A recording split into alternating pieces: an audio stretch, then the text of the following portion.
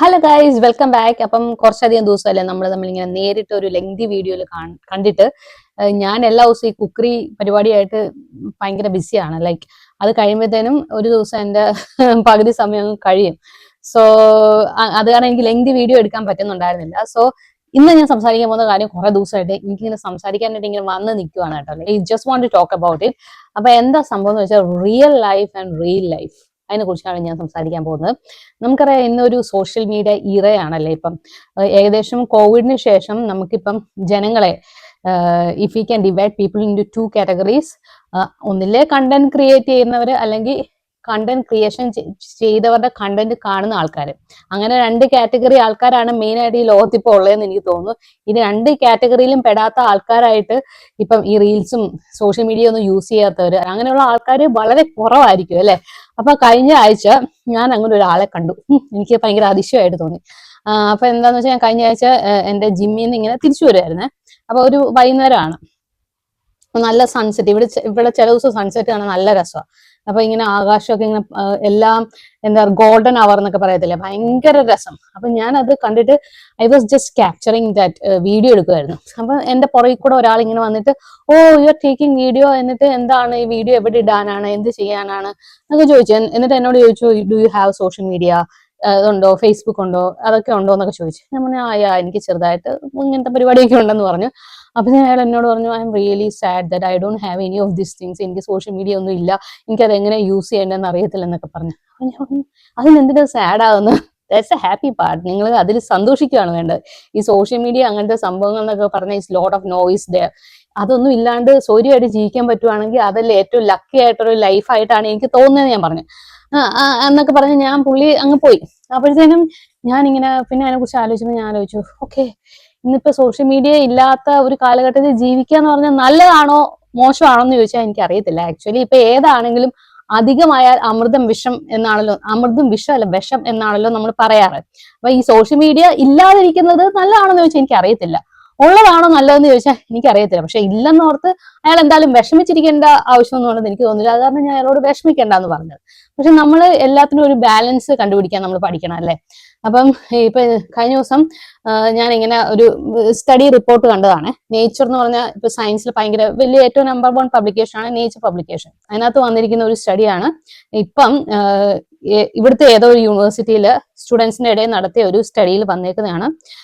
Social media usage കാരണം പിള്ളേർക്ക് ഭയങ്കര ആൻസൈറ്റി ലെവലൊക്കെ ഭയങ്കര കൂടുതലാണ്. സോ പേരൻസ് അവരെ ഹെൽപ്പ് ചെയ്യണം, പേരൻസ് അവരുമായിട്ട് സംസാരിക്കണം എന്നൊക്കെ രീതിയിലുള്ള ഒരു കൺക്ലൂഷനാണ് ആ സ്റ്റഡി തന്നിരിക്കുന്നത്. ദാറ്റ് മീൻസ് ലൈക്ക് എങ്ങനെയാണ് സോഷ്യൽ മീഡിയ നമ്മളെ ആൻസൈറ്റിയുടെ ലെവൽ വരെ എത്തിക്കുന്നതെന്ന് ചോദിച്ചാൽ, അപ്പൊ ഞാനിങ്ങനെ അതിനെക്കുറിച്ച് ആലോചിക്കുമ്പോൾ ഇപ്പൊ ആസ് എ കണ്ടന്റ് ക്രിയേറ്റർക്കും ഒരു ചെറിയ ലെവൽ ഓഫ് ആൻസൈറ്റി വരാം. പിന്നെ ഇത് കാണുന്ന ആൾക്കാർക്കും, കണ്ടന്റ് ക്രിയേറ്റ് ചെയ്യാണ്ട് ബാക്കിയുള്ളവരുടെ റീൽസ് കാണുന്ന ആൾക്കാരുണ്ടല്ലോ, ഇപ്പം നിങ്ങൾ എന്റെ വീഡിയോസ് കാണുമ്പോൾ നിങ്ങൾക്കും ആൻസൈറ്റി വരാം. ഇപ്പൊ ഈ രണ്ട് കാറ്റഗറി ഉള്ള ആൾക്കാർക്ക് എങ്ങനെയാണ് ആൻസൈറ്റി വരാനുള്ള ഒരു ചാൻസ് എന്ന് ഞാനിങ്ങനെ ഇപ്പൊ എന്റെ കാര്യം പറയുകയാണെങ്കിൽ, I am a content creator right. ഇപ്പൊ എനിക്ക് അങ്ങനെ ഇല്ല കേട്ടോ. തുടക്കത്തിലൊക്കെ ഞാനിങ്ങനെ വീഡിയോസ് ഇടുമ്പോഴത്തേനും I will be like, oh എനിക്ക് റീച്ച് ഇല്ല, ലൈക്ക് എനിക്ക് ലൈക്ക് ഇല്ല, എനിക്ക് ഷെയർ ഇല്ല, ഞാൻ എന്തോരം കഷ്ടപ്പെടുന്നു, എനിക്ക് ഇതിനൊന്നും ഒരു റീച്ചും കിട്ടുന്നില്ലല്ലോ എന്ന് നമ്മൾ അത് മാനുഷിക സഹജമാണ്. ലൈക്ക് നമ്മൾ ഒരു കാര്യം ചെയ്യുമ്പോഴത്തേനും നമ്മൾ അതിനകത്ത് എഫേർട്ട് ഇടുമ്പോഴത്തേനും അതിന് നമുക്കൊരു ഷെയറും അല്ല ലൈക്കും അതിനൊരു റീച്ച് കിട്ടുക എന്നുള്ളത് നമ്മൾ എക്സ്പെക്ട് ചെയ്യും. Like every human beings are like that. നമ്മൾ ആരും ദൈവങ്ങളൊന്നും അല്ലല്ലോ. അപ്പൊ നമ്മൾ എക്സ്പെക്ട് ചെയ്യും, അനുസരിച്ചുള്ള റിസൾട്ട് കിട്ടാതിരിക്കുമ്പോൾ നമുക്കൊരു ചെറിയ വിഷമാവും. അത് ഒരു ലെവലില് ചെറുതായിട്ട് എന്നെ എവിടെയൊക്കെ എഫക്ട് ചെയ്യുന്നുണ്ടെന്ന് കണ്ടപ്പം ഇപ്പൊ എന്നെ എഫക്ട് ചെയ്യുന്നില്ല. ഇപ്പൊ അതെങ്ങനെ ഞാൻ എഫക്ട് ചെയ്യാണ്ട ആവാത്ത രീതിയിലാക്കിയെന്ന് വെച്ചാൽ, ഇപ്പം ഞാനൊരു സോഷ്യൽ മീഡിയ ഒരു എന്തെങ്കിലും ഒരു കണ്ടന്റ് ഇട്ട് കഴിഞ്ഞിട്ട് I just ignore about that. ഞാൻ അങ്ങനെ ഒരു സംഭവം ഇട്ടെന്ന് ഞാനിപ്പോ ചിന്തിക്കാറില്ല. വേറൊരു കാര്യമാണ് എനിക്ക് ചിന്തിക്കാൻ സമയം കിട്ടുന്നില്ല. കാരണം ഞാൻ ഒരു കണ്ടന്റ് ഇട്ട് കഴിഞ്ഞ് വിത്തിൻ ഫ്യൂ അവേഴ്സ് കഴിയുമ്പോഴത്തേനും എനിക്ക് അടുത്ത ഒരു വീഡിയോ ഞാൻ അപ്ലോഡ് ചെയ്യും. അപ്പത്തേനും ഞാൻ നേരത്തെ അപ്ലോഡ് ചെയ്ത വീഡിയോയുടെ കാര്യവും ഞാൻ മറന്നു പോകും. അത് കാരണം കൂടെ ആന്ന് തോന്നുന്നു എനിക്ക് ഇപ്പൊ അതിന് സമയം കിട്ടും. ഇപ്പൊ നമുക്ക് ഒരു കൊച്ചു മാത്രം ഉള്ളപ്പോഴത്തേനും നമ്മുടെ ഫുൾ ഫോക്കസ് ആ കൊച്ചിലോട്ടായിരിക്കും, അത് വളരുന്നതും അതിന്റെ കാര്യങ്ങളും ഒക്കെ.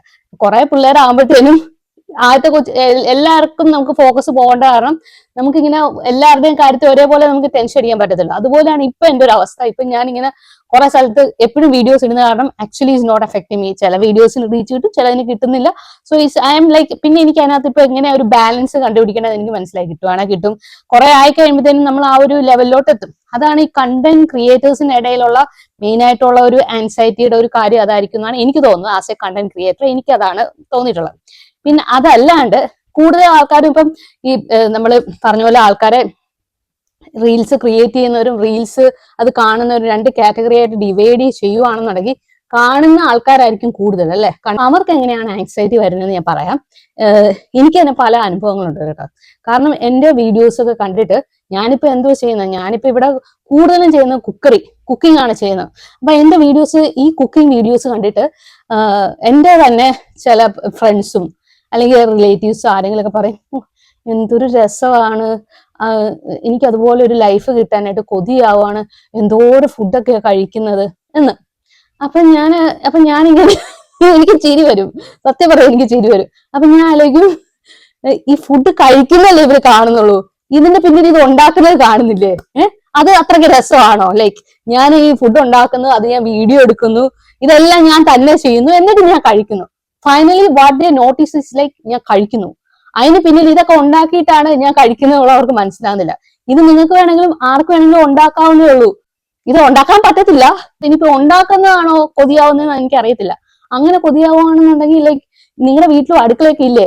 അല്ലെ നിങ്ങളുടെ വീട്ടിൽ അടുക്കളയിൽ പോയി നോക്കിയാൽ മതി. നിങ്ങളുടെ അമ്മയും അല്ലെങ്കിൽ ആരാന്ന് വെച്ചാൽ ഇതേപോലെ കഷ്ടപ്പെട്ട് ഫുഡ് ഉണ്ടാക്കുന്നത് ഉണ്ടായിരിക്കും. അത് കാണുമ്പോൾ നിങ്ങൾക്ക് കൊതി വരാറുണ്ടോ? Tell me the truth. അത് കാണുമ്പോൾ കൊതി വരാറുണ്ടോ? ഇല്ല. അതാണ് ഒരു വിഷ്വൽ ഇമ്പാക്ട് എന്ന് പറയുന്നത്. നമ്മൾ ഈ സെയിം സംഭവം ഇപ്പൊ ഞാനിപ്പം നിങ്ങളുടെ ആരുടെയെങ്കിലും വീട്ടിൽ വന്നു നിന്നിട്ട് ഞാനിത് കുക്ക് ചെയ്യുവാണെന്നുണ്ടെങ്കിൽ നിങ്ങൾക്ക് അതിനകത്ത് എന്നോട് എന്റെ ലൈഫിൽ ഒരു കൊതിയും തോന്നത്തില്ല. പക്ഷെ അതൊരു ക്യാമറയിലാക്കി നമ്മൾ ഇങ്ങനെ ഒരു വിഷ്വലി അത് കാണുമ്പോഴത്തേനും നിങ്ങൾക്ക് എനിക്ക് തന്നെ ഒരു സിനിമാറ്റിക് എഫക്ട് കിട്ടുമെന്ന് തോന്നുന്നു. അപ്പൊ നോക്കുമ്പോൾ അതിനൊരു വേറൊരു നമുക്കൊരു ഫാന്റസി പോലെ തോന്നും. അതാണ് സത്യത്തിൽ സോഷ്യൽ മീഡിയ സംഭവിക്കുന്നത്. ഇപ്പൊ നിങ്ങൾ എല്ലാവരും ഇപ്പൊ സോഷ്യൽ മീഡിയക്ക് പുറത്തുള്ളവരുടെ ലൈഫ് പോലെ തന്നെയാണ് ഈ സോഷ്യൽ മീഡിയയിൽ റീൽസ് കാണിക്കുന്നവരുടെ എല്ലാവരുടെ ലൈഫ്. പക്ഷെ നമ്മൾ അതൊരു ഒരു സ്ക്രീനില് വിഷ്വലി വേറൊരു ഇതില് മീഡിയത്തിൽ കൂടെ കാണുമ്പോഴത്തേനും നമുക്കറിയാണ്ട് തന്നെ ഒരു ഫാന്റസി അവിടെ ഫീൽ ചെയ്യും. അതാണ് ഇവിടെ ഒരു മെയിൻ ആയിട്ട് സംഭവിക്കുന്നത്.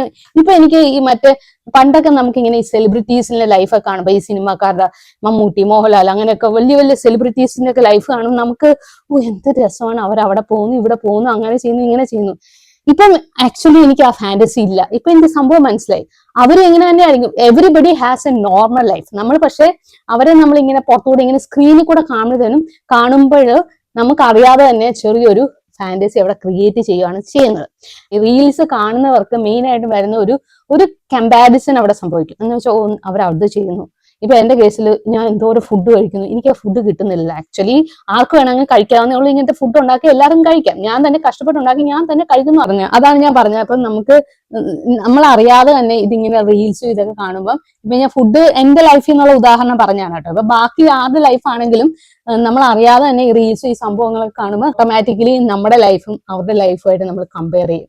ആക്ച്വലി ഒരുപക്ഷെ നിങ്ങൾക്ക് ബാക്കിയുള്ളവരുടെ ലൈഫിനെക്കാട്ടിലും അടിപൊളി ലൈഫായിരിക്കും നിങ്ങൾക്ക് ഉള്ളത്. പക്ഷെ ഈ ഒരു വിഷ്വൽ ഇമ്പാക്ട് വരുമ്പം ദർ ഈസ് എ കമ്പാരിസൺ. അത് നമുക്ക് ചെറിയ രീതിയിലുള്ള ആങ്സൈറ്റി ഡിസോർഡർ ഒക്കെ ആർക്ക് വേണമെങ്കിലും ഉണ്ടാക്കാം. സോ അപ്പം ഇവിടെ നമ്മൾ പഠിക്കേണ്ട ഒരു പാഠം എന്താന്ന് വെച്ചാൽ, എനിക്ക് തോന്നുന്നത് നിങ്ങൾ ആ ഒരു വിഷ്വൽ വരുന്ന ആ ബാരിയർ ഉണ്ടല്ലോ, അതങ്ങ് ബ്രേക്ക് ചെയ്യുക. അത് ഈ ഫോണിൽ കൂടെ കാണുന്ന കൊണ്ടാണ്, അല്ലെങ്കിൽ വിഷ്വലി ഇത് കാണുമ്പോഴാണ് ഇത് ഇങ്ങനെ തോന്നുന്നത്.